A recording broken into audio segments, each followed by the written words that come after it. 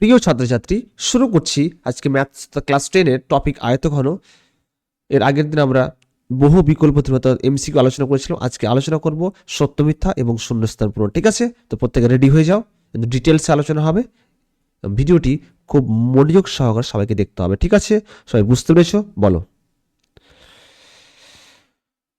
আজকের অঙ্কটি দেখো, 24-এর 1 নম্বর বলেছে অতি সংক্ষিপ্ত উত্তরী প্রশ্ন, নিচের বিবৃতিগুলি সত্য না মিথ্যা লিখি। বলছে একটি ঘনকের প্রতিটি ধারের দৈর্ঘ্য বলেছে দ্বিগুণ হলে ঘনটির আয়তন প্রথম ঘনকের 4 গুণ হবে। মানে ধারের দৈর্ঘ্য যদি দ্বিগুণ হয়ে যায় তাহলে ঘনকের যে আয়তনটা পাওয়া যাবে, ঠিক আছে, ঘনকের যে আয়তন সেটা প্রথম ঘনকের কি বলেছে 4 গুণ হবে। বুঝতে পেরেছো? তাহলে আগে ঘনকের দৈর্ঘ্য কত ছিল তাহলে ধরে নিই, দেখি সত্য না মিথ্যা হচ্ছে। তাহলে ধরি আগে 1 নম্বর, আগে ঘনকের ধারের দৈর্ঘ্য, ধারের যে দৈর্ঘ্য ছিল কত বলতো, দৈর্ঘ্য ছিল এক্স একক, বুঝা যাচ্ছে? আর এখন এবং কি, এখন কি তাহলে ধারের দৈর্ঘ্য দ্বিগুণ বলেছে, তাহলে এখন হচ্ছে 2x একক, 2x একক। বুঝতে পেরেছ? মানে বলেছে ঘনকের প্রতিটি ধারের দৈর্ঘ্য দ্বিগুণ হলে, তাহলে আগে ছিল এক্স একক আর এখন কি তাহলে 2x একক। তো ঘনকের আয়তন প্রথম ঘনকের 4 গুণ বলেছে, তাহলে ঘনকের আগে আয়তন কত ছিল তাহলে দেখি। তাহলে আগে আয়তন ছিল, ঘনকের আয়তনের সূত্র কি, বাহু কিউব। আগে আয়তন ছিল তাহলে এক্স কিউব, এক্সের কিউব, এত কি ঘন একক। তাহলে এখন আয়তন কত, তাহলে এখন আয়তন অবশ্যই তাহলে 2x তার কিউব, তাহলে 2x তার কিউব, এত কি ঘন একক। তাহলে 2 এর কিউব কত 8, তাহলে 8x কিউব। বুঝতে পেরেছো? তাহলে প্রথমে ছিল এক্স কিউব, পরবর্তীতে কি হলো তাহলে 8x কিউব। তাহলে এখানে 4 গুণ হলো না 8 গুণ হলো? অবশ্যই 8 গুণ। তো ধারের দৈর্ঘ্য দ্বিগুণ হলে আয়তন কত হবে তাহলে 8 গুণ হবে। তো এখানে 4 গুণ দিয়েছে, তাহলে বিবৃতি কি তাহলে মিথ্যা। তাহলে ধারের দৈর্ঘ্য দ্বিগুণ হলে, তাহলে ধারের দৈর্ঘ্য, ধারের যে দৈর্ঘ্য দ্বিগুণ হলে আয়তন 8 গুণ হবে। আয়তন কত গুণ হবে তাহলে? আয়তন হবে 8 গুণ। বুঝতে পেরেছো? দ্বিতীয় কোশ্চেন দেখো, 2 নম্বর কোশ্চেন দেখো, যে বর্ষার সময় 2 হেক্টর জমিতে, বর্ষার সময় 2 হেক্টর জমিতে বৃষ্টিপাত বলেছে 5 সেন্টিমিটার উচ্চতায় হলে, বর্ষার সময় বলেছে 2 হেক্টর জমিতে বৃষ্টিপাত বলেছে 5 সেন্টিমিটার উচ্চতার হলে বৃষ্টি জলের আয়তন 1000 ঘনমিটার। উত্তর সংকেত দেওয়া আছে 1 আর সমান 100 বর্গমিটার, আর 1 হেক্টর সমান দেওয়া আছে কি 100 আর। বুঝতে পেরেছো? তা 2 হেক্টর বলেছে, 1 হেক্টর 100 আর, তাহলে 2 হেক্টর কত হবে তাহলে 200 আর। তো এখানে লিখতে হবে 2 হেক্টর সমান 200 আর। আর আর মানে বুঝতে পারছো কি 1 আর সমান কত তাহলে বলেছে 100 বর্গমিটার, তাহলে 200 আর বলেছে মানে 200 ইন্টু কত হবে তাহলে 100। 200 ইন্টু কত হবে 100, এত কি তাহলে বর্গ মিটার। বুঝতে পেরেছো? এবার 5 সেন্টিমিটার বলেছে উচ্চতা, তাহলে 5 সেন্টিমিটার, সেন্টিমিটার যদি তার মিটার করে তাহলে কত হবে 5 বাই কত হবে 100, তাহলে 0 পয়েন্ট কত হবে 05, 100 দিয়ে ভাগ করতে হবে, এত কি এত মিটার। বুঝতে পেরেছো? তাহলে জমা জলের আয়তন কত হবে তাহলে, পেয়ে গেলাম দৈর্ঘ্যপ্রস্থ, এটা কি উচ্চতা, তাহলে জমা জলের আয়তন কত হবে, জলের আয়তন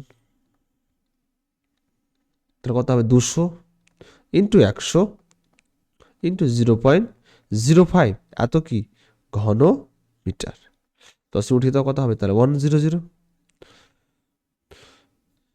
বুঝতে পেরেছো? 5 দিয়ে 10, 00, তাহলে 1000 কি বর্গ ঘনমিটার। 1000 ঘনমিটার পেয়ে গেছি। তাহলে বিবৃতি কি তাহলে বলো তো, সত্য না মিথ্যা তাহলে? এটা তাহলে 1 নম্বরটা হচ্ছে মিথ্যা আর 2 নম্বরটা কি তাহলে সত্য। তাহলে বিবৃতি তাহলে কি, বিবৃতিটি সত্য। বুঝতে পেরেছো?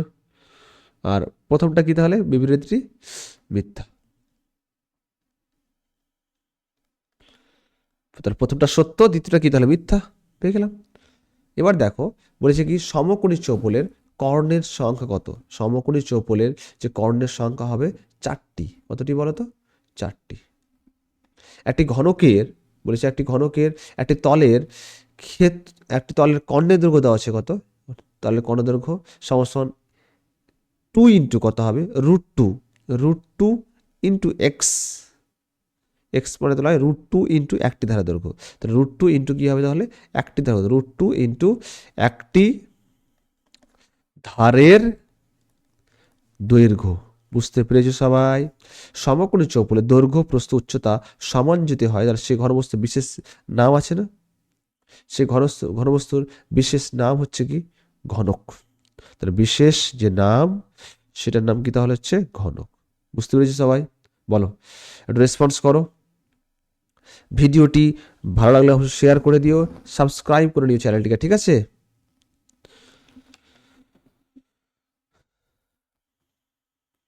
এবার পরবর্তী নেক্সট কোশ্চেন দেখে নাও। বলেছে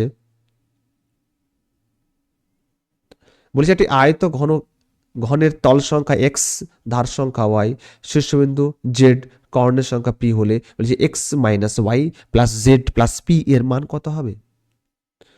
তো তল সংখ্যা কত? আয়তঘনকের তল সংখ্যা কত? 6টি। ধার সংখ্যা কয়টি? 12টি। শীর্ষবিন্দু কত? 8টি। কর্ণ কত? 4টি। তাহলে মানগুলো বসিয়ে দেবো, পেয়ে যাবো। তাহলে আয়তঘনের কি লিখবো তাহলে? সংক্ষিপ্ত স্টার্ট করছি তাহলে নাকি? তাহলে আয়তঘনের তল সংখ্যা হচ্ছে এক্স সমান কত তাহলে? 6টি। ঠিক আছে। তাহলে ধার সংখ্যা কত? ধার সংখ্যা সমান ওয়াই সমান কত তাহলে? 12টি। ধার সংখ্যা পেলাম। শীর্ষবিন্দু কত হবে তাহলে? শীর্ষবিন্দু সমান কত? জেড সমান কত? 8। বুঝতে পেরেছো? তাহলে কর্ণ কত হবে? তাহলে কর্ণ সংখ্যা সমান পি সমান কত? 4। চেয়েছে কি আমাদের? চেয়েছে এক্স মাইনাস ওয়াই প্লাস কি জেড প্লাস পি, এর মান কত হবে? তাহলে এক্স এর মান কত? 6, ওয়াই এর মান কত? 12, জেড এর মান কত? 8, পি এর মান কত? 4। তাহলে কত হবে? 6 মাইনাস 12 প্লাস 12, মাইনাস 12 প্লাস 12 কেটে যাচ্ছে, তাহলে কত উত্তর কত? 6। ঠিক আছে, বুঝতে পেরেছো? বলো, নেক্সট কোশ্চেন দেখে নাও। বলেছে দুটি আয়তঘনের মাত্রাগুলির দৈর্ঘ্য বলেছে যথাক্রমে 4, 6, 4 একক।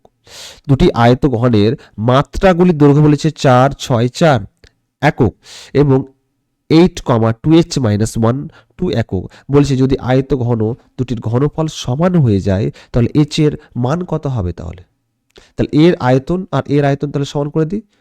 আয়তঘন দুটি ঘনফল সমান, মানে ঘনফল কি আয়তন, ঘনফল মানে কি তাহলে আয়তন সমান বলেছে, তো h এর মান পেয়ে যাবে। তাহলে যেহেতু আয়তঘন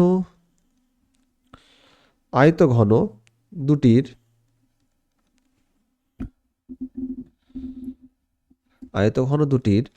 ঘনফল সমান, বুঝতে পেরেছো? তাই এর আয়তন সমান, তাহলে কত হবে? 8 ইন্টু শর্ত অনুসারে কত হবে? শর্তে 8 ইন্টু 2h মাইনাস 1 ইন্টু 2 সমান কত হবে? 4 ইন্টু 6 ইন্টু কত হবে? 4। তাহলে 8 ইন্টু 2 গুণ অবস্থায় ভাগ হয়ে যাবে, তাহলে 2h মাইনাস 1 সমান কত হবে? তাহলে বলো 4 ইন্টু 6 ইন্টু 4 বাই কত হবে? 8 ইন্টু 2। তো 4 দিয়ে কত? 8, 2 দিয়ে কত?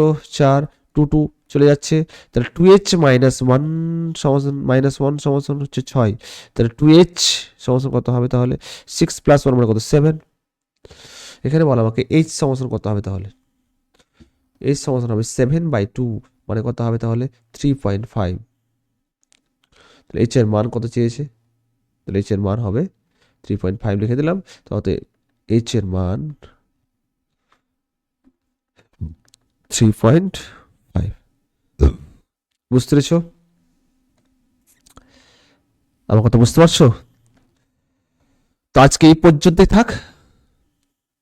ভিডিওটি ভালো লাগলে শেয়ার করে দিও, সাবস্ক্রাইব করে নিও, ঠিক আছে? Love you all, take care, bye. ঠিক আছে।